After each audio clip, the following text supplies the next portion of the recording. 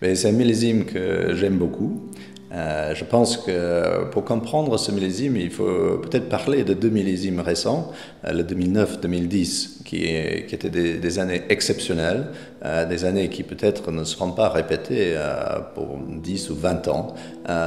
Et évidemment, les 9 et les 10 sont absolument extraordinaires, mais c'est pas vraiment des années de ce genre qui caractérisent les grands vins de Bordeaux. Et je pense qu'avec le millésime 2012, les meilleurs exemples, et j'espère que nous en avons un à Petit Village, exprime quelque chose qui pour moi caractérise l'essence des grands crus de Bordeaux.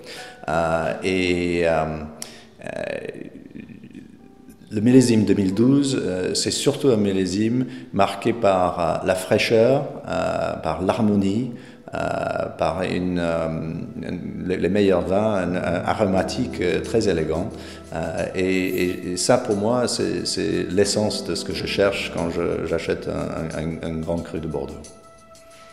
Je pense qu'il est très marqué par le millésime. Il a exactement ces caractéristiques de fraîcheur, une pureté de fruits que j'aime beaucoup, une précision de fruits. Il est tannique, mais les tanins ne se voient pas du tout dans la dégustation parce que le fruit est si séducteur à ce stade, et je pense que ça sera toujours le cas.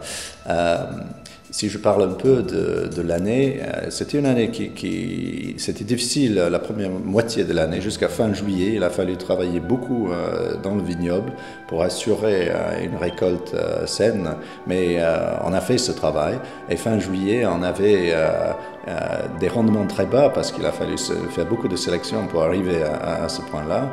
Ensuite, on a eu un mois d'août qui était bien, et puis ensuite un mois de septembre magnifique. Et ça nous a permis, avec ces rendements bas, de faire un vin qui n'est pas extraordinairement mûr comme une année comme 2009, mais qui est parfaitement mûr et surtout, comme j'ai dit avant, marqué par la fraîcheur, l'harmonie et l'équilibre.